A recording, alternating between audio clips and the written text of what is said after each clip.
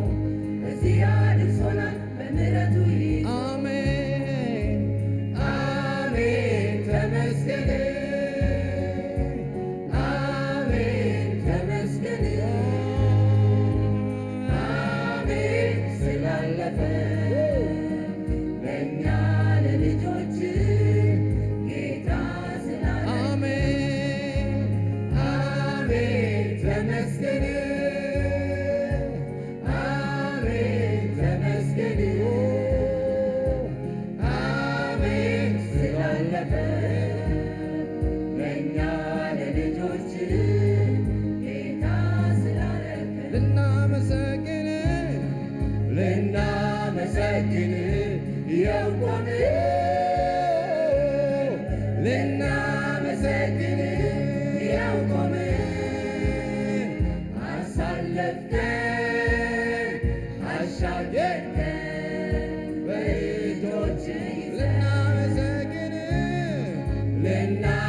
ልናመሰግን ይኸው ቆምን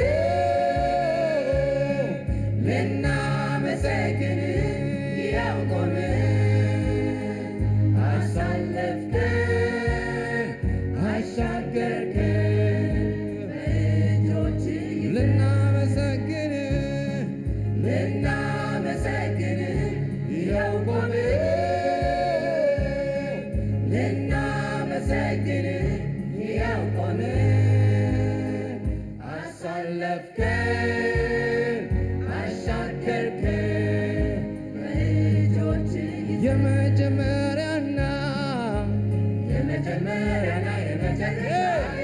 ቋሚ ሀብት ቅርሴና ርስቴ ስፍራ ለቆ ቢሄድ ወዳጅ ያሉት ቢርቅ አንተ ብቻ ኢየሱስ ሁሌ ከኔ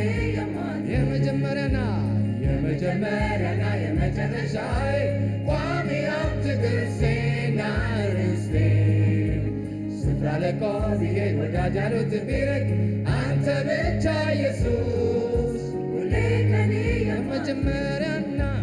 የመጀመሪያና የመጨረሻ ቋሚ ሀብት ቅርሴና ርስቴ ስፍራ ለቆ ቢሄድ ወዳጅ ያሉት ቢርቅ አንተ ብቻ ኢየሱስ ሁሌ ከኔ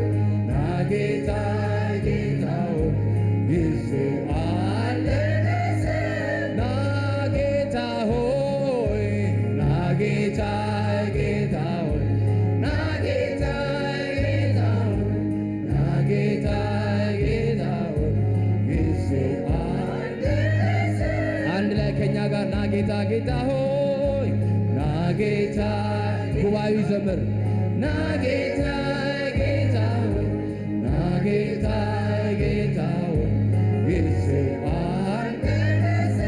ከፍ አድርጉና ድምፃችሁ ና ጌታ ጌታ ሆይ ና ጌታ ጌታ ሆይ ና ጌታ ጌታ ሆይ ና ጌታ ጌታ ሆይ ጊዜው አልደረሰ። እጆቻችን ከፍ አድርገን ና ጌታ ጌታ ሆይ ና ጌታ ጌታ ሆይ ና ጌታ ጌታ ሆይ ና ጌታ ጌታ ሆይ ጊዜው አልደረሰ። ጉባኤው ብቻ ይዘምር ና ጌታ ጌታ ሆይ ና ጌታ ጌታ ና ጌታ ጌታ ሆይ ና ጌታ ጌታ ጊዜው አልደረሰ።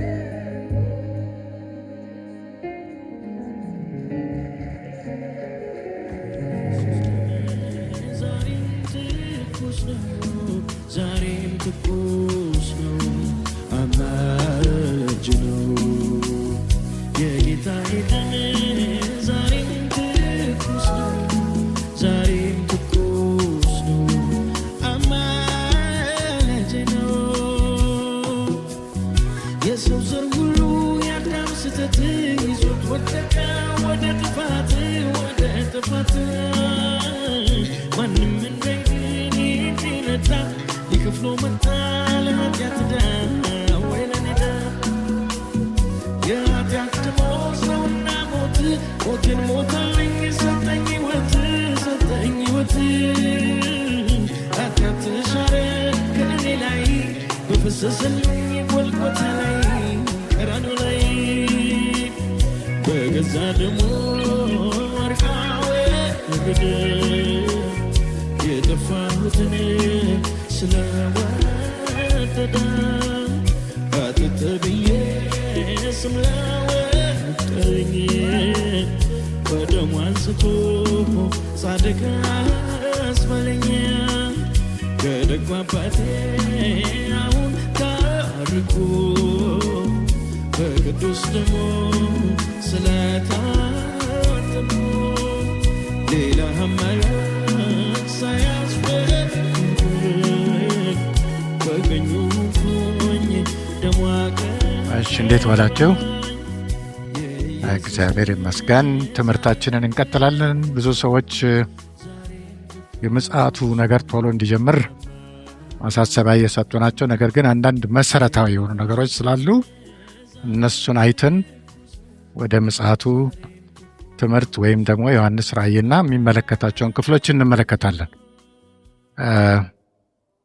ትናንትና ላይ ስናይ የነበርነው ቡዲዝም እንደዛም አለ። ሌሎችም ሰይጣንን ያመልካሉ። በሌሎችም ቤተ እምነት ውስጥ ደግሞ ቅዱሳን ይመለካሉ። ቅዱሳን አይመለኩም። መላእክትም የሚያመልኩ አሉ። መላእክት አይመለኩም። ያው መጽሐፍ ቅዱሳችን ላይ ዮሐንስ ራእይን ስናይ እንመለከተዋለን። እንደገናም ስግደት ለእግዚአብሔር ብቻ ነው። ለእኛ ደሙን ያፈሰሰ የእምነታችን መስራችና ሐዋርያ ጌታ ኢየሱስ ክርስቶስ ነው። ስለዚህ በክርስትና ሕይወታችን ውስጥ ትልቁ ነገር የጌታችን የኢየሱስ ክርስቶስ ደም። ባለፈው ጊዜ ላይ እንደ መነሻ ስናይ ጂም ካቪዜል የተባለ የኢየሱስ ክርስቶስን ዳግም ምጽአት የኢየሱስ ክርስቶስን የመስቀል ስቅለት እንደተመለከትነው ለጥቂት ደቂቃ ነው እኛ ያየነው፣ ግን ረጅም ነው። ዋናው ግን ስቃዩን የሚያሳይ ይሄ በእንግሊዝኛ the passion of the Christ ይላል። የክርስቶስ ስቃይ ስሜት ምን ይመስል ነበር በመስቀል ላይ? እግዚአብሔር አብ ልጁን ምን አረገው? ሰው። ምክንያቱም የሰውን ኃጢአት ሰው ነበር ማስወገድ የነበረበት። ያ ሰው ደግሞ በእግዚአብሔር የሚረካበት መሆን ነበረበት። በብሉይ ኪዳን አይተን ነበር። እስራኤላውያን ከግብፅ ምድር ሲወጡ በግ ሰውተው ነበር። በተለይም መጨረሻ ላይ በጉን አርደው ደሙን በመቀኑ ላይ አርገው ነበር አለና፣ ቀጥሎ ግን ስጋውን ተሰብስባችሁ ብሉ ነው ያላቸው እግዚአብሔር። ስለዚህ ዛሬ ደግሞ እኛ የሞተልን በግ አለ፣ የታረደ በግ አለ። መቼ ነው የታረደው? ከዛሬ 2000 ዓመት በፊት እኛን ማንም አያውቀንም። ምናልባትም ዓለምም ሊፈጸም ይችል ነበር። ከክርስቶስ ደም የተነሳ ዛሬ በዚህ ጉባኤ ውስጥ ያለን ሰዎች ሁሉ መገኘት ችለናል። ይሄ ደም ሚስጥር አለው። ደሙ ኃይል አለው። ደሙ ስልጣን አለው። አልተጠቀምንበትም እንጂ ደሙ ኃይልና ስልጣን አለው። የኢየሱስ ክርስቶስ መስቀል ላይ ሕይወቱን ያሳየን ይሄ ጂም የተባለው የስፔን ተወላጅ ሆነው ካቶሊክ እምነት ያለው ሰው ነው 2004 ላይ። ነገር ግን በዛው እምነት ውስጥ ሆነው ክርስቲያን ነው። ይሄ ካሪዝማቲክ ካቶሊክ ማለት ነው። የመንፈስ ቅዱስን ነገር የተቀበለ ክርስቲያን ሆኗል። እሱ ይሄን በሚያዘጋጅበት ጊዜ የተለያየ አደጋዎች ደርሰውበታል። እስራኤላውያኖች ተቃውመውታል። የሚቀጥለውንም ስራ አሰናክለውበታል። እስራኤላውያኖች እንደዚህ ጨካኞች አይደለንም ይላሉ። ለወደፊት ግን እስራኤላውያኖች ወደ ክርስትና እምነት እንደሚመጡ ነው የምናየው። አሁን ላይ ግን ይቃወማሉ። ሮማውያኖች ያስተዳድሯቸው ነበር በዛን ዘመን እና ስቃዩ ሲካሄድ የነበረው በሮማውያኖች ነው። ስለዚህ ፊልሙ የተሰራው ራሱ በጣሊያኖችና በሰውየው ነው። ይህ ሰው ሲናገር መስቀል ላይ ሆኜ በቀረጻ ላይ ያለን ምን ተካሄደ አለ? መብረቅ መታኝ አለ። ክርስቶስ ግን አዳነው። እንደገናም የልብ በሽታ ይዞት ምን ተደረገ? ቀዶ ጥገና። አብረውት ከሚሰሩት ሰዎች ጋር ሰውነት ውስጥ 14 ኢንች ቁስለት ተፈጥሮበታል። 14 ኢንች ወደ ውስጥ ገብቷል ማለት ነው ሰውነት ውስጥ። ስለዚህ እስካሁን ድረስ ከተሰሩት ሁሉ ፊልሞች ቤስት የተባለው ይሄ ነው። የተካሄደው 2004 ላይ ሆኖ ዛሬም ብዙ ቦታ ላይ ይታያል ፊልሙ ብለን ነበር ትናንትና ላይ። እንደው ለማስታወስ የኢየሱስ ክርስቶስን ስቃይ፣ ፓሽኑን፣ ስሜቱን እንዲሁ ሰው ሆኖ ስለነበር የዛን ጊዜ ያየው እንከልሳትና ትናንትና ጀምረን የነበርነውን ጥቅስ እናነባለን። አንደኛ ጴጥሮስ ምዕራፍ 1 ቁጥር 18-19 ላይ አይተን ከኃጢአታችን ከጨለማ ወደ ብርሃን ከባርነት ወደ ልጅነት በክርስቶስ ደም እንደተዋጀን አይተናል። እዛ ቦታ ላይ ሲናገር እንደገና ምንድነው እሱ የሚለው? ከአባቶቻችሁ ከወረሳችሁት ከከንቱ ኑሯቸው ይላል። ከንቱ ኑሮ ዛሬ ብር ወርቅ ልንይዝ እንችላለን። ለልጆቻችን ብርና ወርቅ ሳይሆን የሚያስፈልገው ክርስቶስን መስበክ፣ ክርስቶስን ማሳየት፣ መንፈሳዊ ሕይወት ከሁሉ የበለጠ መሆኑን ያየ ነው። ይሄ የኢየሱስ ክርስቶስ ደም በተለያየ ነገር ይጠራል የሚል ሀሳብም ሰጥተን ነበር። ሰይጣንን ድል ለመንሳት የኢየሱስ ክርስቶስ ደም ምን አየን? ዮሐንስ ራእይ ምዕራፍ 12 ቁጥር 11 ላይ እነርሱም ይላል በመከራ ዘመን የነበሩት ክርስቲያኖች ናቸው፣ ከበጉ ደም የተነሳ ከምስክራቸውም ቃል የተነሳ ድል ነሱት ይላል። ዛሬ ሰይጣን በአካባቢያችን አለ። በአካባቢያችን ዙሪያችንን ሰይጣን በተለያየ መንገድ የሚያጠቃን ሰዎች እንኖራለን። ግን የክርስቶስን ደም ሚስጥሩን ስናቅ ሰይጣን አይጠጋም። በክርስቶስ ደም ብዙ ነገሮች ሆነዋል። ስለ ሁሉ አንድ ሰው ይገረፋል። እግዚአብሔር አብ ስለ ሁሉ ሰው አንድ ሰው ተገረፈ። ስለ ሁሉ ሰው አንድ ሰው ሞተ። ስለዚህ የሁላችንንም ኃጢአት እግዚአብሔር በሱ ላይ አኖረ ይልና ምንድነው እሱ ኃጢአት ሆነ፣ እኛ ግን ጽድቅ ለበስን። ጽድቅ የለበስነው ዛሬ ከንጽህናችን ከቅድስናችን አይደለም። ይህን በደንብ እወቁ። ማንም ሰው ቅዱስ የሚባል ነገር የለም። ግን ቅዱስ የሚያደርግ ማን ነው? የልጁ የኢየሱስ ክርስቶስ ደም። ደካማ ነኝ እኔ። በድካሜ ውስጥ ግን ግንባሬ ላይ ምን አለ? የክርስቶስ ደም። ስለዚህ ምን ይባላል? የክርስቶስ ደም ነው ያለው ማስተር ኪ፣ የሁሉ ነገር ቁልፍ፣ ምድር ላይ ላለ፣ ሰማይ ላይ ላለ፣ ከምድር በታች ላሉ ነገሮች ሁሉ ቁልፍ መክፈቻ የኢየሱስ ክርስቶስ ደም ነው። የኢየሱስ ክርስቶስ ደም፣ በሱ ቁስል እኛ ተፈወስናል። እሱ እርግማናችንን ተሸክሞ እኛ እንድንባረክ አደረገ። እሱ ሞተ፣ እኛ ሕይወት ኖረን። እሱ ድሃ ሆነ፣ እኛ ዛሬ በመንፈስ ባለጠጎች ነን። ክርስቶስ ያመነ ሰው ባለጠጋ ነው። ብዙ ጊዜ እኛ የምንመዝነው ሰዎችን በምድራዊ ኑሯቸው ባፈሩት ነገር ነው። ይሄ አይደለም። ለእኛ ግን የተሰጠን ትልቁ ነገር የተሰጠን መንፈሳዊ ነገር ነው። የዘላለም ሕይወት ነው። ስለዚህ የክርስቶስ ደም ምን አየን? ምን ይባላል ያልነው? ፕሬሸስ። የእንግሊዝኛው ቃል ፕሬሸስ የሚለው ክቡር የሚለውን ይተረጉማል። ክቡር፣ በክቡር በክርስቶስ ደም ተዋጃችሁ ይላል።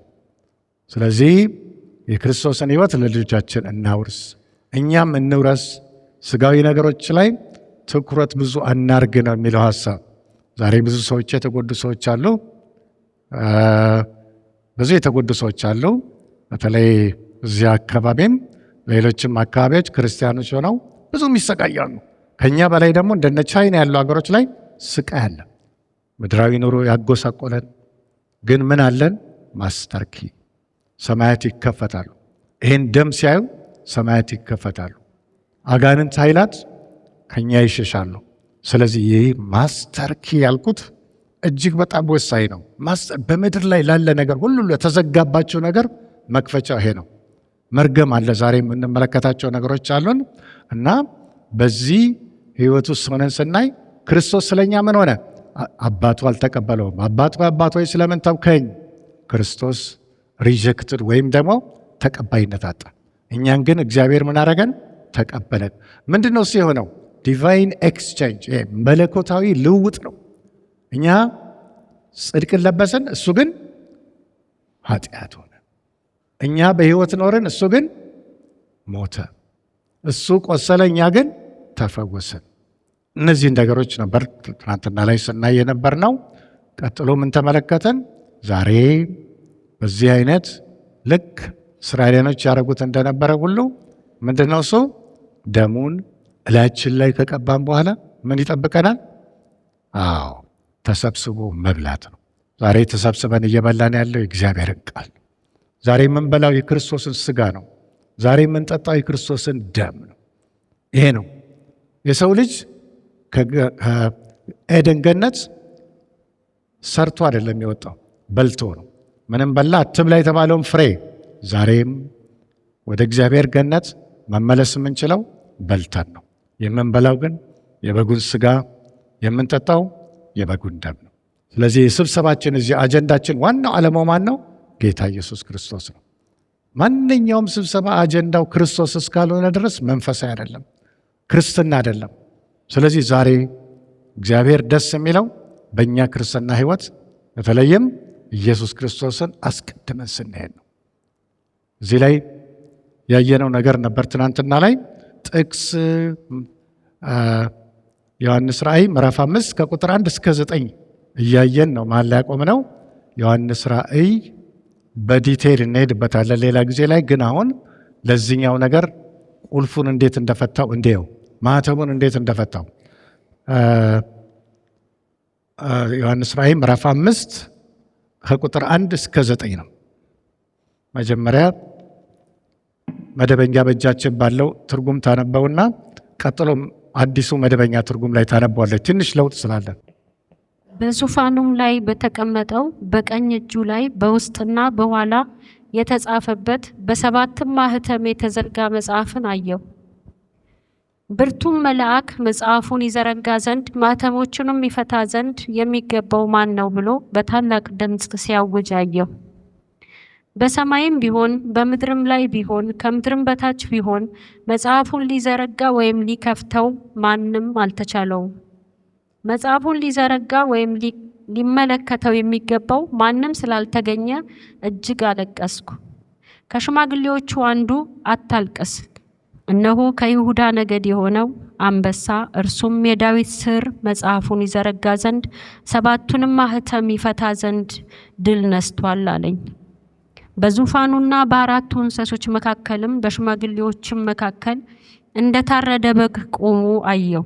ሰባትም ቀንዶችና 7 ዓይኖች ነበሩት። እነርሱም ወደ ምድር ሁሉ የተላኩ የእግዚአብሔር መናፍስት ናቸው። መጥቶም በዙፋኑ ላይ ከተቀመጠ ከዚያ ከቀኝ እጁ መጽሐፉን ወሰደው። መጽሐፉንም በወሰደ ጊዜ 4ቱ እንስሶችና 24ቱ ሽማግሌዎች በበጉ ፊት ወደቁ። እያንዳንዳቸውም በገናንና የቅዱሳን ጸሎት የሆነ ዕጣን የሞላበትን የወርቅ ዕቃ ያዙ።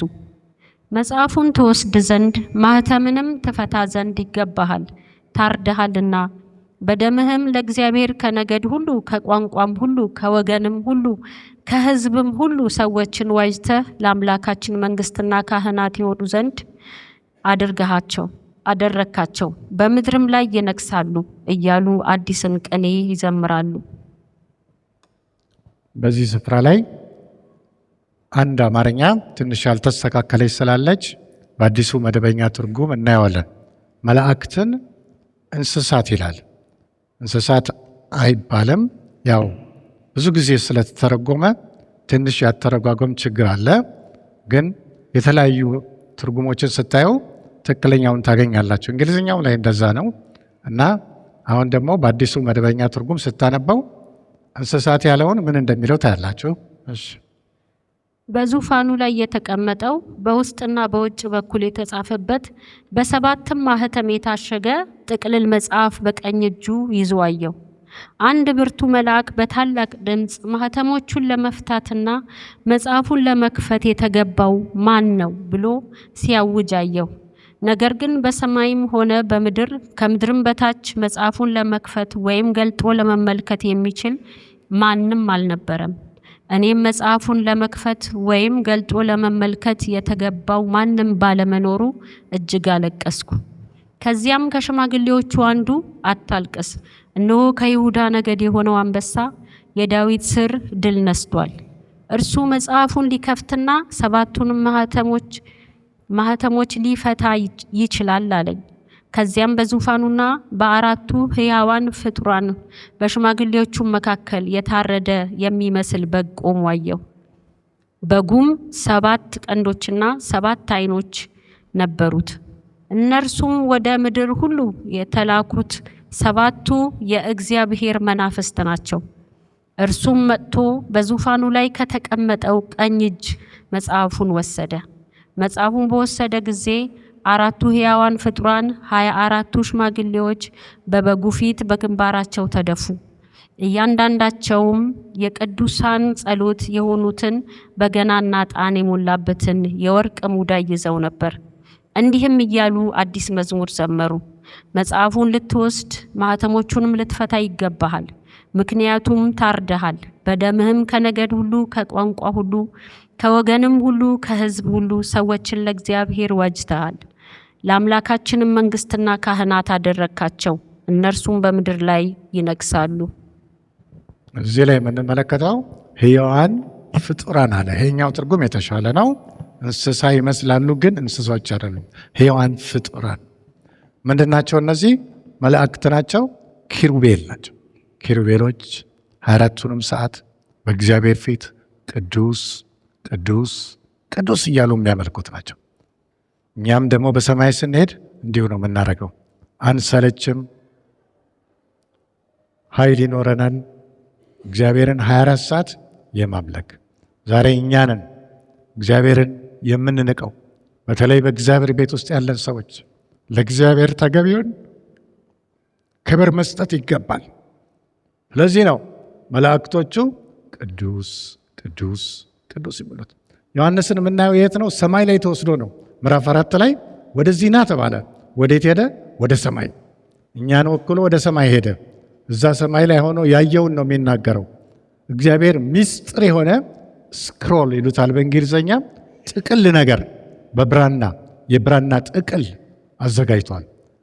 ታትሟል፣ ደግሞ ማህተም አለበት እንዳይከፈት። ውስጡ ግን የእግዚአብሔር ምስጢራት አሉ፣ የሚናገራቸው ነገሮች። ምንድን ነው እሱ? በበጉ ደም የታጠቡ ምን ይኖራቸዋል? የዘላለም ሕይወት። በደሙ የነጻ የእግዚአብሔርን መንግስት ይወርሳል። በሺው ዓመት ጊዜ ቅዱሳን አብረውት ይነግሳሉ የሚሉ ሐሳቦች አሉት። ይሄ ምስጢር ነው። በ7 ማህተም ተዘግቷል። ይሄን ለመክፈት የሚችል ማን ነው? ጊዮርጊስ አይችልም። ጊዮርጊስ 7 ጊዜ ሞቶ ተነሳ ይላሉ ሰዎች። 7 ጊዜ ቀርቶ 100 ጊዜም ተነስቶ ወይም ቢነሳ ሞቶ፣ ይሄ ከሱ ስልጣን በላይ ነው። ኃይልና ስልጣን አለው። የክርስቶስ ደም ምድር ላይ ላሉ ችግሮች ቁልፍ። ለኢትዮጵያ ችግር ዛሬ የክርስቶስ ደም ማስተር ኪ ነው። ግን የሚጠቀምበት ሰው ጠፋ። ደከመን፣ አልቻልንም፣ አንጸልይም። ድሮ በመከራው ዘመን እዚህ ድሬዳዋ ላይ አብዛኞቻችሁ ላትኖሩ ትችላላችሁ። መዝሙር አንዳንዴ ሲዘመር ቸርች ተዘግቷል። ምን ነበር የሚደረገው? መዝሙር ለመዘመር ጸጥ ተብሎ ነው የሚዘመረው። 1 2 3 ምስጋና የሚለውን መዝሙር እንዘምራለን ይባላል። ጸጥ በውስጥ ነው። የዛን ጊዜ ግን የነበሩ ቅዱሳን ይጸልዩ የነበሩ ናቸው። እጅግ በጣም ያነቡ የነበሩ ክርስቲያኖች ነበሩ በዛን ዘመን። ዛሬ ዕውቀት በዛ። ዛሬ ቤተ ክርስቲያኖች ዘመናዊነት በዛ። ዛሬ ጸሎት ይሄ ፋራነት ሆነ። ጸሎት የለም። ስለ ምድራችን አንጸልይም። እግዚአብሔር የሰጠን ዕድሜ ዛሬ ወገኖቻችንን እንድንታደግ ነው። እግዚአብሔር ዛሬ የሚጠብቀው ኢትዮጵያን ነው። እኛን ክርስቲያኖችን ነው የሚጠብቀው። ስለዚህ ምን ያህል በእግዚአብሔር ፊት እንጸልያለን? ተመልከቱት። እነዚህ ሰዎች ምን ይላል? የወርቅ ዕቃ ምን የሞላበት? ዕጣን። ዕጣን ማለት በአዲስ ኪዳን ጸሎት ማለት ነው። የቅዱሳንን ጸሎት በወርቅ ዕቃ በእግዚአብሔር ፊት ያቀርቡ ነበር ይላል። ዕጣን። ዛሬ ዕጣናችን ምን ያህል ይሸታል በእግዚአብሔር ፊት? ዛሬ ዕጣናችን ምን ያህል ነው በኢየሱስ ፊት? ዕጣን ሲያጥን ዘካርያስ የዘመናት ጥያቄው ተመልሷል። ምን ነበር ዘካርያስ ጥያቄ? ልጅ እንዲያገኝ። ሚስቱ ኤልዛቤት መካን ስለነበረች አሁን ዕጣን እያጠነ እያለ በተራው ምን ሆነ? ምላሽ አገኘ ነው ዕጣን።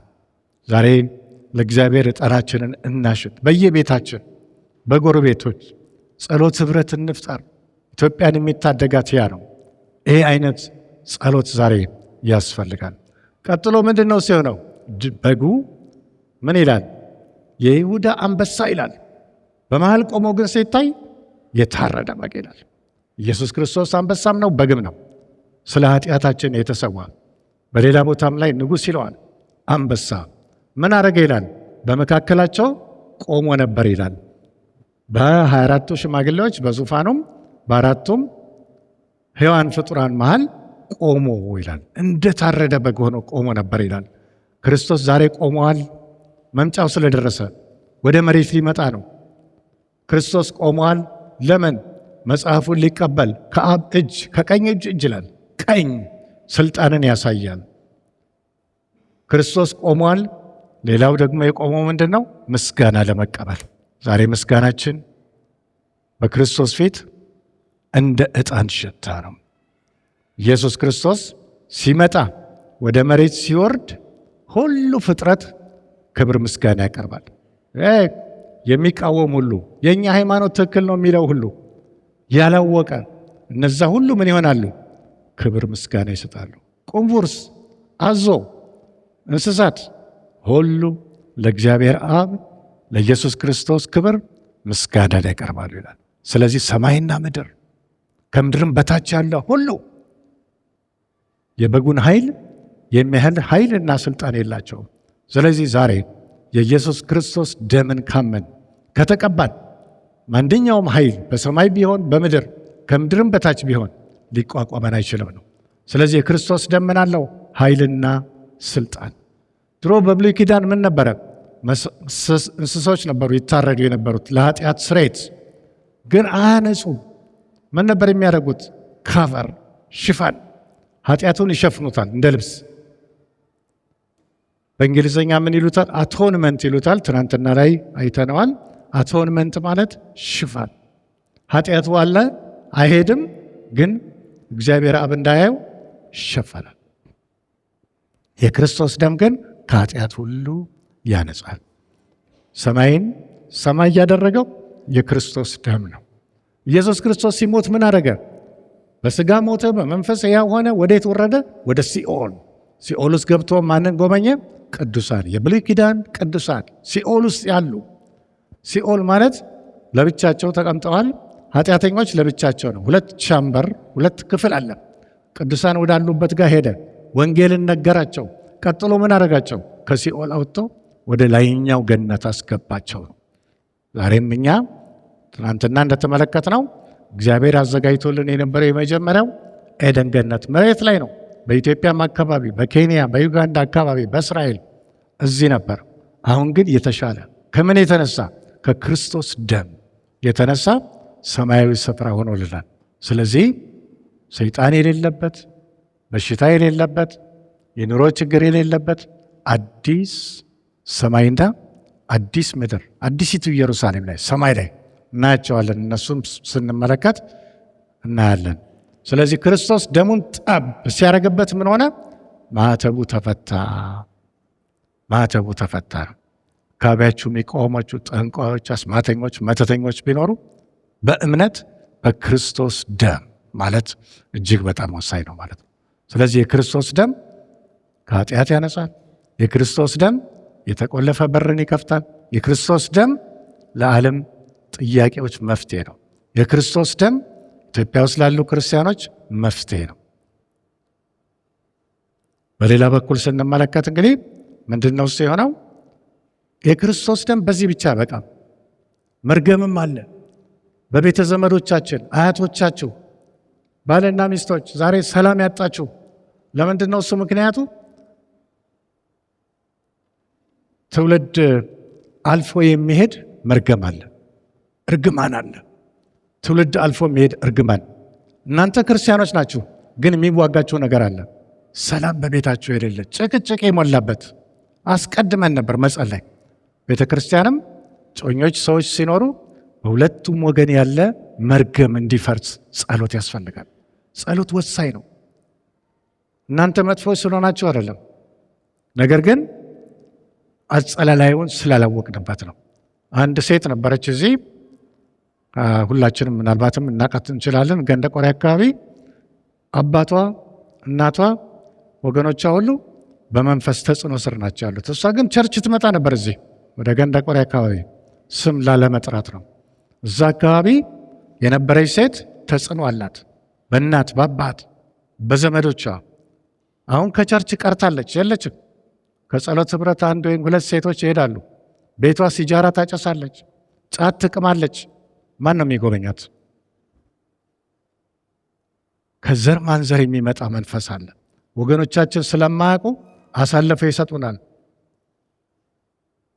ስለዚህ መርገምን የሚያፈርስ የክርስቶስ ደም አለ። ገላትያ ምዕራፍ 3 ቁጥር 13 እና 14ን ታነብልናለች። ገላትያ ምዕራፍ 3 ቁጥር 13 እና 14 በእንጨት የሚሰቀል ሁሉ የተረገመ ነው ተብሎ ተጽፏልና ክርስቶስ ስለ እኛ እርግማን ሆኖ ከሕግ እርግማን ዋጀን፣ የመንፈስን ተስፋ በእምነት እንድንቀበል የአብርሃም በረከት ወደ አሕዛብ በኢየሱስ ክርስቶስ ይደርስላቸው ዘንድ የመንፈስን ተስፋ በእምነት እንድንቀበል የአብርሃም በረከት ወደ አሕዛብ በኢየሱስ ክርስቶስ ይደርስላቸው ዘንድ። እዚህ ጋር የምትመለከተው ጳውሎስ ነው የሚገልጸው በገላትያ ላይ ምን አለ? በዘራችን በትውልዳችን ኢትዮጵያ ውስጥ በጣም ብዙ ኃጢአት አለ መሰራው።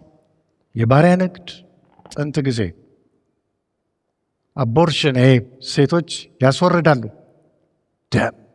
ደም ድምፅ አለው በእግዚአብሔር ፊት። አትፈርድልኝ ምን ይላል? ሕፃናት ይሞታሉ አለዕድሜያቸው በውርጃ። አንዳንዶቻችን መሃን ልንሆን እንችላለን። መሃንነት የመጣው ከየት ነው? ከዘር ማንዘር ይመጣል። አንዳንዶቻችን ስኳር በሽታ ከየት ወረስን? ከአባት ከእናትም እንወርሳለን። ትውልድ ተሻጋሪ የሆኑ በሽታዎችም አሉ። እንቅልፍ ማጣት፣ እንቅልፋችሁ የሚዛባ ሰዎች ከመርገም የተነሳ ከአባት ከእናት ወይም 2-3 ወደ ኋላ ስትሄዱ ታዩታላችሁ። ምንድነው እሱ? እኛ ክርስቲያን ሆነናል፣ ድነናል፣ ነገር ግን መርገም አለ። መርገሙን ማፍረስ እጅግ በጣም ወሳኝ ነው። ጸሎት ትጸልያላችሁ፣ ግን ስፔሲፊክ ጸሎት ያስፈልጋል። ጀነራል ጸሎት፣ አጠቃላይ ጸሎት አይደለም። ስፔሲፊክ በእናቴ በአባቴ በትውልድ የሚሰራ የጠላት መንፈስ ሲፍረስ በክርስቶስ ደም ይነቀል እያላችሁ መጸለይ፣ ወደ ልጆቻችሁ እንዳያልፍ መጸለይ። ስለዚህ ትውልድ ተሻጋሪ የሆነ መርገም አለ። ይህን የሚያፈርስ ማን ነው? የክርስቶስ ደም። ክርስቶስን ደም አናውቅም። ጭቅጭቅ ቤተሰብ ውስጥ ክርስቲያኖች ሆነው ጭቅጭቅ፣ ውጭ ሲታዩ ሰላም ይመስላሉ፣ ቤታቸው ግን ብዙ ነገር አለ። የሀገራችን ሰዎች ውስጡን ለቄስ ይላሉ። ሀገራችን ውስጥ እንደዛ ነው የሚሉት። ስለዚህ ምንድነው እሱ? ይሄ ትውልድ ተሻጋሪ የሆነ መርገምን ማፍረስ ያስፈልጋል። ሀገራችን ውስጥም እንደዚህ ነው። ሀገራችን ውስጥ ብዙ ታያላችሁ። ምን ነገር እየተደጋገመ እየመጣ ነው በሀገራችን ውስጥ በንጹህ ደም ምክንያት። አንደኛ ረሃብ፣ ሁለተኛ ጦርነት፣ ሶስተኛ በሽታ። እነኚህ ሶስት ነገሮች ምድራችንን ይዘዋል። በዳዊት ጊዜ ሁለተኛ ሳሙኤል ምዕራፍ 21 ታነቡታላችሁ በየቤታችሁ። ሁለተኛ ሳሙኤል ምዕራፍ 21 ላይ ዳዊት 3 ዓመት ረሃብ በመንግስቱ ጊዜ፣ ምክንያቱን አላወቁም። ይጸልያል፣ ምላሽ የለም። ጸሎት ህብረቶችን ጠርቶ ጸለየ፣ ምላሽ የለም። በኋላ ግን እግዚአብሔር አመለከተው። ሲያመለክተው ምን ሆነ? ሳኦል የገደላቸው የገባዖን ሰዎች ደም በማን ላይ ነበር? በእስራኤል ላይ። ዘር፣ ይሄ ዘር ጦርነት፣ የዘር ክፍልፍል ትክክል እንዳደለ ባለፈው ጊዜ ገልጫለሁ። የትንሽነት ምልክት ነው። አትፍሩት። ግን ኢትዮጵያን እንደዚህ ምንም የሚያረጋት ነገር የለም። ቅርብ ጊዜ ሐሰተኛው ክርስቶስ ሲመጣ አንድ ኢኮኖሚ፣ አንድ ሃይማኖት ያደርገዋል። ሀገራችን መከፋፈል ብላችሁ አትፍሩ። ግን መርገም ነው በክርስቲያን ላይ፣ ቤተ ክርስቲያን ውስጥ መርገም ነው። ይሄ እንደዚህ እያሉ ማድረግ መርገም ነው። ባለፈው ጊዜ እንደተናገርኩት በእኔ ዘመን የነበሩ ዩኒቨርሲቲ ተማሪዎች የፈጠሩት ነው ኮሚኒዝም፣ እግዚአብሔር የለም የሚለው መርገም። መርገምን አፍርሱ ከምድሪቱ ላይ። ምድሪቱ ላይ ዛሬ ጸሎት ህብረቶች እየተደራጁ ማፍረስ። እኛ ጋር ጥሩ ጥሩ ጸሎት ህብረቶች አሉ። እኔም ራሴ አንድ ድረስ ሰጥቻቸው ምላሽ ያገኘሁባቸው ነገሮች አሉ። መርገም ይፍረስ። ልጆቻችሁን አይውረስ። ክርስቶስን ንገሩ ለልጆቻችሁ። ይሄ ነው ትልቁ ነገር። እድሜ እግዚአብሔር በሰጠን መጠን ምን ልናቀርብላት ይገባል? ዕጣኑ ወዴት ይገባል? ወደ እግዚአብሔር አብ፣ ወደ ሰማይ ሊሄድ ይገባል ማለት ነው። እንደገና ኢያሱ ምዕራፍ 5 ቁጥር 9 ላይ ታነብልናለች። እንዲህ ይነገራል። ኢያሱ ምዕራፍ 5 ቁጥር 9 እግዚአብሔርም ኢያሱን ዛሬ የግብፅን ነውር ከእናንተ ላይ አንከባልያለሁ አለው። ስለዚህ የዚያ ስፍራ ስም እስከ ዛሬ ድረስ ጌልጌላ ተብሎ ተጠራ። ጌልጌላ በእስራኤል ውስጥ የምትገኝ ስፍራ ነች። እስራኤላውያኖች ወደ ተስፋይቱ ምድር ለመምጣት ስንት ጊዜ ፈጀባቸው? 40 ዓመት ይላል። አባቶቻቸው የሰሩት ኃጢአት ነበረ፣ በደል ነበረ። የት? በተለይም የቃዴስ ተራራን 38 ዓመት ዞሩ። ወደ ልጆቻቸው መርገሙ መጣ። ስለዚህ መርገሙ እንዲወገድ ስለተፈለገ እግዚአብሔር ምን አላቸው? ተገረዙ ነው። ኢያሱ ገረዛቸው። ልጆቻቸው ከዮርዳኖስ ማዶ ተሻገሩ። አባቶቻቸው ግን እዛው ቀሩ። ስለዚህ በረሃ ውስጥ መቅረትም አለ። ዛሬ ቤተ ክርስቲያን ውስጥ ያለን ሰዎች የቤተ ክርስቲያን አባል ስለሆን የዘላለም ሕይወት አናገኝም። ቤት መሰረተ ክርስቶስ አይደለም ለእኔ የሞተው ጌታ ኢየሱስ ክርስቶስ ነው።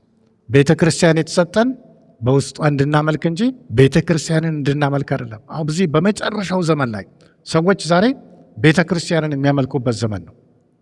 ቤተ ክርስቲያንን አታምልኩ። ሊመለክ የሚገባው የቤተ ክርስቲያን ኃላፊ ጌታ ኢየሱስ ክርስቶስ ነው። ስለዚህ ቤተ ክርስቲያንን አታምልኩ። ተመልከቱ፣ ዛሬ በሀገራችን በየቸርቹ ምን እየመጣ ነው? ብዙ ኃጢአቶች እየመጡ ነው። አሞጽ ምዕራፍ 5 ከቁጥር 18 እስከ 20 ታይልናለች።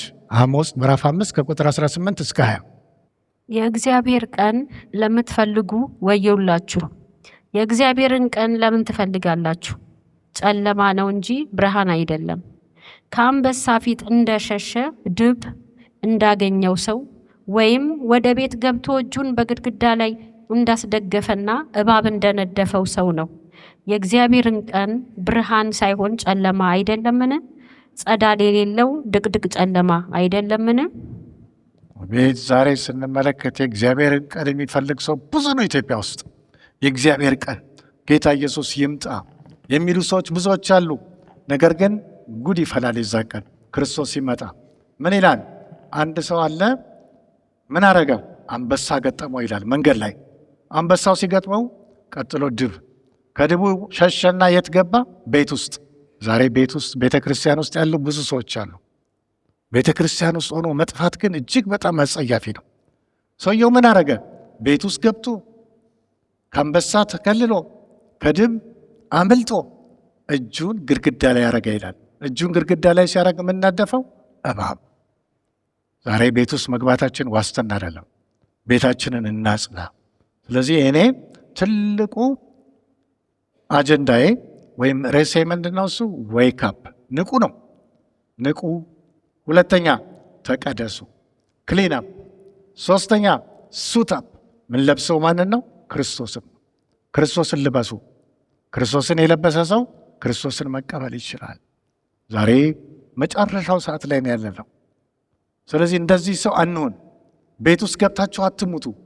ለምን ዓለም ውስጥ ሆነን እንደ ልባችን ሆነን መሞት ይቻላል። እግዚአብሔር ቤት ውስጥ ግን ሆነው እግዚአብሔርን ማሳዘንም እንደገና እግዚአብሔርንም ሰዎች ኃጢአት ውስጥ መክተት ይሆናል። ቤተ ክርስቲያን ውስጥ ዛሬ በብዙ ቦታ ላይ ስታዩ የተለያዩ ኃጢአቶችን የሚለማመዱ ሰዎች አሉ። አሁን ደግሞ አዲስ ትምህርት መጥቷል፣ ዩኒቨርሳሊዝም የሚል እግዚአብሔር ፍቅር ነው፣ ማንንም አይገልም፣ ሁላችንም እኩል ነን የሚሉ መጥተዋል። እግዚአብሔር ፍቅር ስለሆነ እኛ ሰርተን አንጸድቅም የሚሉ ሰዎች አሉ። ክርስቶስ ደም ነው። አሁንም ሰርተን አንጸድቅም፣ ቤዛችን ግን ያጸድቀናል።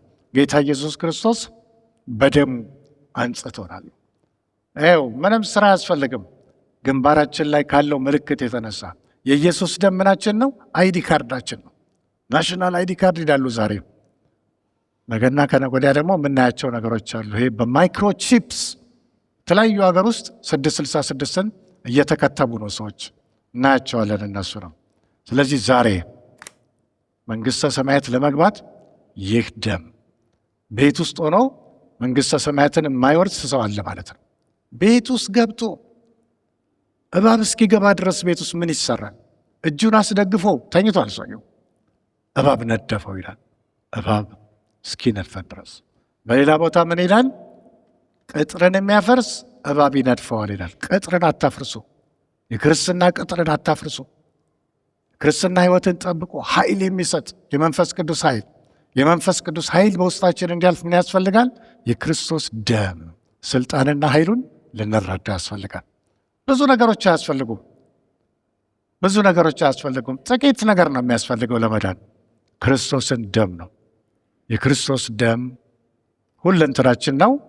መርገምንም ይሰብራል። ልጆቻችሁን ከመርገም ነጻ አርጉ።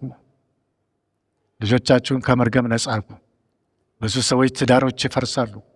ከነሱ አይደለም ትዳሩ የሚፈርሰው፣ መርገም ነው። ከበስተጀርባ ያለ ነገር አለ። ከአያቶቻችን የመጣ ነገር አለ። ያ ነው ዛሬ መርገም ሆነው ምድሪቱን እያመሰ ያለው።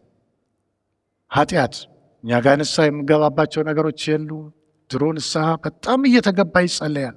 አዲስ አበባ ላይ ማላጆች የሚሏቸው አሉ፣ ሴቶች ጎበዞች። አንዳንዴ እኔም አገኛቸዋለሁ። እነሱ አይነት ሰዎች ናቸው ዛሬ ኢትዮጵያን ነጻ ለማድረግ የሚችሉ። ቸርች መከፋፈል፣ ያኛው ቸርች የኛው ቸርች፣ እንደገና ይህም ደግሞ አልበቃ ብሎ ዘር ከተዋጀንበት ነጻ ከወጣንበት ከወንጌል እንደገና ወዴት እየሄድን ያለ ነው? ወደ ዘር። ይሄ የተረገመ ዘር መንግሥተ ሰማያትን የማይወርስ ደግሞ የእኛ ሰዎች በጣም የተጠላነን እኮ በዓለም ውስጥ። ይህም ዘር ሆኖ እርስ በርስ ሰዎች ይፋጃሉ። ዘራችን ዛሬ መንግሥተ ሰማያትን አያወርስንም። አንዳንድ ሰዎች ባህል እያሉ ወደ ጥንት እምነቶቻቸው እየተመለሱ ነው። ባህል እያሉ ወደ ቃልቻ ወደ ዛር እየተመለሱ ናቸው ያሉት። ተጠንቀቁ። በቤቶቻችሁ ውስጥ ባሉ ስርዓቶች እንጠንቀቅ። ለሀገራችንም ለእኛም መፍትሄ እንሁን። ቤተ ክርስቲያንን እንቀድስ፣ እንጸልይ። ፋረነት አይደለም ጸሎት፣ የዘላለም ሕይወትን የሚያስገኝ ነው። ለሀገር መፍትሄ የሚያስገኝ ነው። ክርስቶስ በደጅ ነው።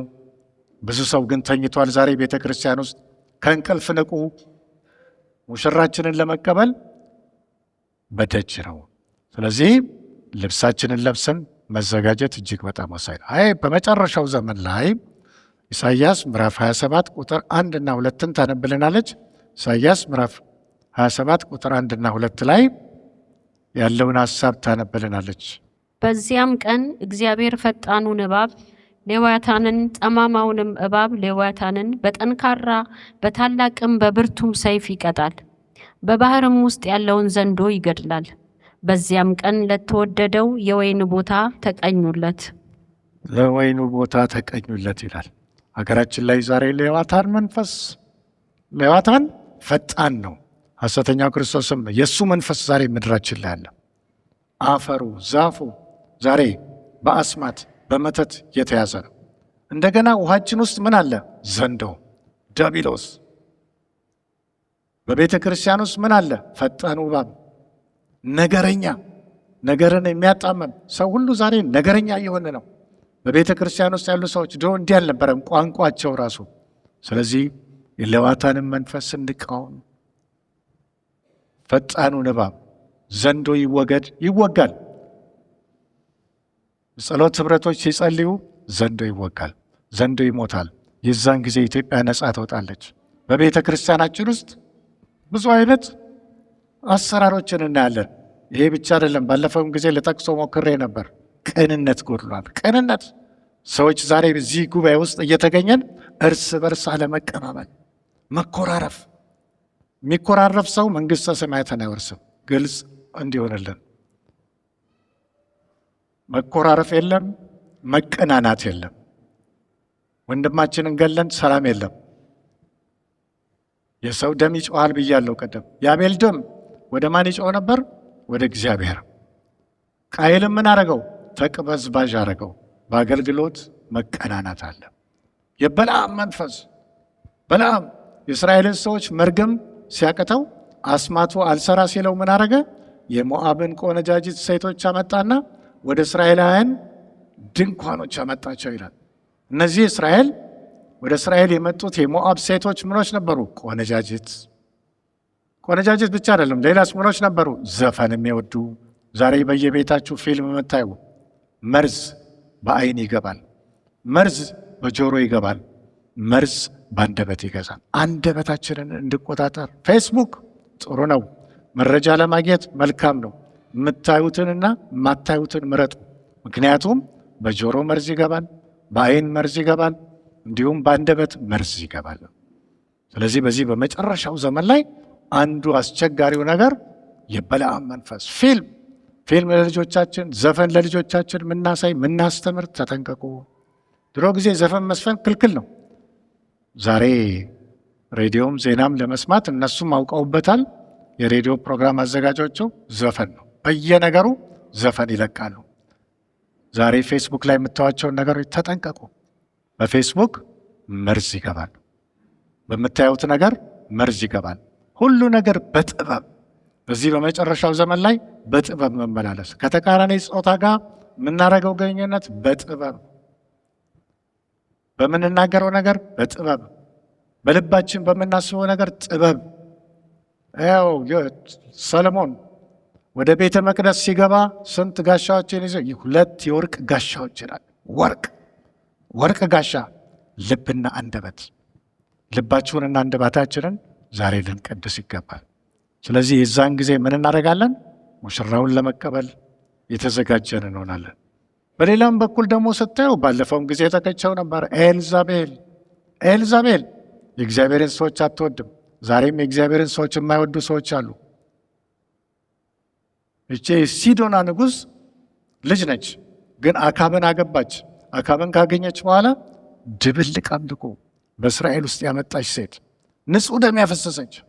አንተ አሁን የእስራኤል ንጉሥ ነህ ያለችው ናቡቴን አስገደለች። ይኸው በገንዘብህ ያላገኘኸውን በነፃ አስገኘውልህ። ኤልዛቤል ንጹሕ ደም ታፈሳለች። ኤልዛቤል ጣዖት ታስመልካለች። ኤልዛቤል የሴሰኛ መንፈስ ነው። እነዚህን ማስወገድ ዛሬ ከቸርች ውስጥ ሁለንተናችን ዛሬ በእግዚአብሔር ፊት በቅድስና ልንመላለስ ይገባል ማለት ነው። በመጨረሻ ጥቅስ አድርገን የምናየው ዘጸአት ምዕራፍ 19 ቁጥር 10 እና 11 እናነባለን። ዘጸአት ምዕራፍ 19 ቁጥር 10 እና 11። እግዚአብሔርም ሙሴን አለው፣ ወደ ሕዝቡ ሂድ፣ ዛሬና ነገም ቀድሳቸው፣ ልብሳቸውንም ይጠቡ። በሦስተኛውም ቀን ሕዝቡ ሁሉ ሲያዩ እግዚአብሔር በሲና ተራራ ላይ ይወርዳልና ለሦስተኛውም ቀን ይዘጋጁ። ለሦስተኛው ቀን ይዘጋጁ። ምኖች? የእስራኤል ሕዝብ። እግዚአብሔር መቼ ነው የሚመጣው? በሦስተኛው ቀን። ዛሬ አሁን ያለነው ስንተኛው ቀን ላይ ነን? ሦስተኛው ቀን። ኢየሱስ ክርስቶስ 1000 ዓመት እንደ አንድ ቀን ይቆጠራል። ክርስቶስ ካረገ 3ኛው ሺህ ላይ ነን አሁን። ምንድነው እሱ? ማንኛውም ሰዓት ላይ ሊመጣ ይችላል። ስለዚህ መፍትሄው ምንድነው? ተቀደሱ። ሙሴ ምን ተነገረ? ወደ ሕዝቡ ሂድ፣ ምን አርጋቸው? ቀድሳቸው፣ ንገራቸው እግዚአብሔር ሊወርድ እንደሆነ። በምን ላይ? በሲና ተራራ ላይ። ወደዛ ሂድና ነው። ዛሬና ነገ ይቀደሱ። ዛሬና ነገ የኛ ትናንትናና ዛሬ ማድረግ ነው። ጊዜው አልቋል። ያለቀበት የመጨረሻው ሴኮንዶች ላይ ነን። እግዚአብሔር ኢየሱስ ክርስቶስ ዛሬ ና ስላልነው አይመጣም። ፕሮግራም አለው ኢየሱስ ክርስቶስ። በሱ ጊዜ ይመጣል። ጊዜያችንን ግን ምን አልተጠቀመን? ምን ያህል ሰዎች ወደ ቤተ ክርስቲያን አመጣን? በመንፈሳዊ ህይወታችን ውስጥ ሽልማት ያለው በሰርጉ ጊዜ ነው። ሰርጉ ላይ ሽልማት አለ።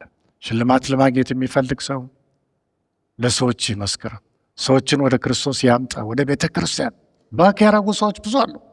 ባክ ያረጉ ሰዎችን ወደ ቤተ ክርስቲያን አምጡ፣ ጸልዩላቸው። እንደዚህ አይነት ነገሮች ያስፈልጋሉ። ስለዚህ ሶስተኛው ቀን ዛሬ ነው። ሶስተኛው ቀን ላይ ደርሰናል፣ ሲና ተራራ ላይ። ዛሬ ግን ኢየሱስ ክርስቶስ ሲመጣ ሲና ተራራ ላይ ሳይሆን ደብረ ዘይት ተራራ ላይ ነው። የዛን ጊዜ ነው በፊቱ የምንሆነው። ልብሳቸውን ይጠቡ ይላል። ንጹህ ነው። ልብስ ማጠብ ማለት የምንለብሰው ልብስ በእግዚአብሔር ፊት የምንታይበት አዲስ ልብስ ነው። ይሄ ቅድም ያልኩት ነው። ሱት የሚለው ሙሉ ልብስ አንድ አይነት ሲሆን የምንለብሰው ግን ማንን ነው? ክርስቶስን ነው። ክርስቶስን ልበሱ ማለቱ ነው። ስለዚህ ሶስተኛው ቀን የደረሰ ስለሆነ ተዘጋጁ። ምናልባት ባለፈው ጊዜም እንዳየነው የሚቀጥለው ጊዜ እድሉንም ላላገኝ ይችላል። እኔም እዚህ ለመምጣት እኔ መምጣቴ እዚህ ላይ እድሉም ላይኖር ይችላል። እኛም ደግሞ እድሉ ሳይመጣልን ክርስቶስ ሊገለጥም ይችላል። ስለዚህ ጊዜያችንን እንጠቀም። ለሁሉ ነገር ጊዜ አለው ይላል። ዛሬ ሰዎች በቤተ ክርስቲያን ውስጥ እያሉ ባለፈው ጊዜ እንዳየነው ምንድን ነው እሱ? ጫማ አድርገን በእግዚአብሔር መድረክ ላይ እንቆማለን። ጫማ ማድረግ ባለፈው ጊዜ ላይ አይተነው ነበር። ዘጸአት ምዕራፍ 3 ከቁጥር 3 እስከ 5። እንደገና ኢያሱ ምዕራፍ 5 ከ13 እስከ 15 አይተን ነበር። አንድ ጊዜ እሱን ታነብልንና እንጨርሳለን። ዘጸአት ምዕራፍ 3 ለሙሴ ነው እግዚአብሔር የሚናገረው ከ3 እስከ 5። ሙሴም ልሂድና ቁጥቋጦ ስለምን አልተቃጠለም? ይህን ታላቅ ራእይ ልይ አለ። እግዚአብሔርም እርሱ ይመለከት ዘንድ እንደመጣ ባየ ጊዜ እግዚአብሔር ከቁጥቋጦው ውስጥ እርሱን ጠርቶ ሙሴ ሙሴ ሆይ አለ። እርሱም እነሆኝ አለ። ወደዚህ አትቅረብ፣ አንተ የቆምክባት ስፍራ የተቀደሰች መሬት ናትና ጫማህን ከእግርህ አውጣ አለው። ደግሞም እኔ የአባትህ አምላክ የአብርሃም አምላክ የይስሐቅም አምላክ የያዕቆብም አምላክ ነኝ አለው። እዚህ ጋር ስታዩ እግርህን ከጫማ አውልቅ አለው ይላል። ምክንያቱም የቆምክበት ቦታ የተቀደሰ ነው። ፖለቲካ መናገር ቢያስፈልግ ብዙ መናገር እችላለሁ፣ ግን የቆምኩበት ስፍራ ምንድን ነው? የተቀደሰ ነው። ጫማ አድርገን በስጋ ጥበብ አንናገርም። ዛሬ ክርስቲያኖች በስጋ ጥበብ ብዙ ቦታ ላይ እየወጣን እንናገራለን። ይሄ አያስፈልግም። የቆምንበት ስፍራ የተቀደሰ ነው። ለኢያሱም እንደዛ ነው ያለው። ለመሪዎች የሚሰጥ ቃል ነው ይሄ። መሪዎች ጫማ አድርጎ አይደለም የእግዚአብሔርን ስራ የምንሰራው። ጫማችሁን ከእግራችሁ አውልቁ። ለሰዎች ስትመሰክሩ ጫማችሁን ከእግራችሁ አውልቁ። ይሄ ፊዚካሊ የሚታየው ጫማ አይደለም። በመንፈሳዊ ነገር በጥበብ የምትሄዱበትን ነገር ነው። የእግዚአብሔርን ነገር ቅድሚያ ስጡ ለማለት ነው። በዚህ አይነት መንገድ ሶስተኛው ቀን የቀረበ ስለሆነ ነገ ላይ የምንመለከታቸው የተለያዩ ነገሮች አሉ። ራሳችንን እናዘጋጅ። ዛሬ በሰማነው ነገር እንጸልይ። ጎረቤቶችን አብረን ህብረትን እንፍጠር። ይጸለይ።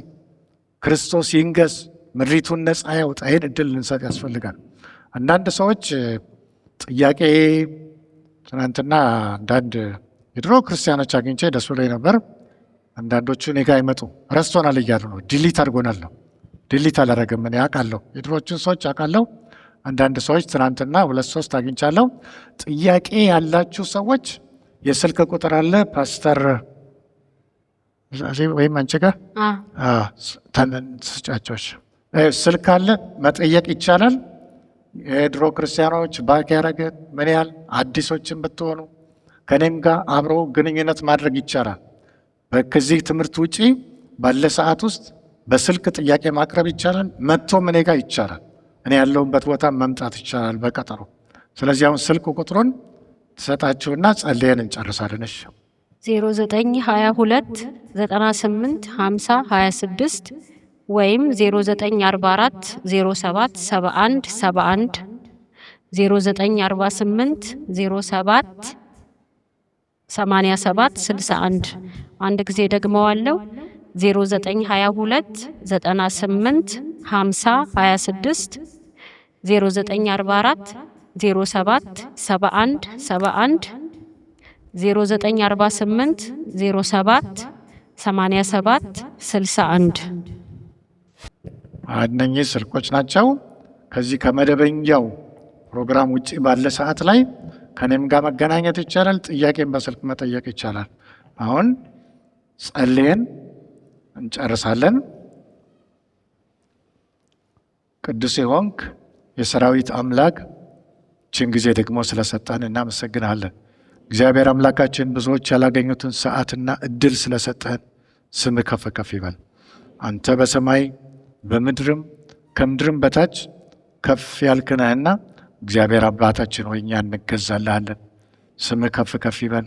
እግዚአብሔር አምላክ ሆይ ምስክሮች ሆነን መቆም እንድንችል እርዳን። አምላካችን በቀንም በሌሊትም ፊትህን የምንሻ ወገኖች ታረገን ዘንድ እንጸልያለን። በዚህ ሰዓት እናመሰግናለን።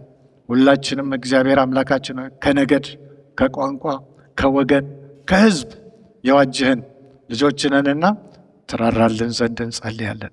በፊትህ ዕጣንን ማጠን እንድንችል እርዳን። ስም ከፍ ከፍ ይበል።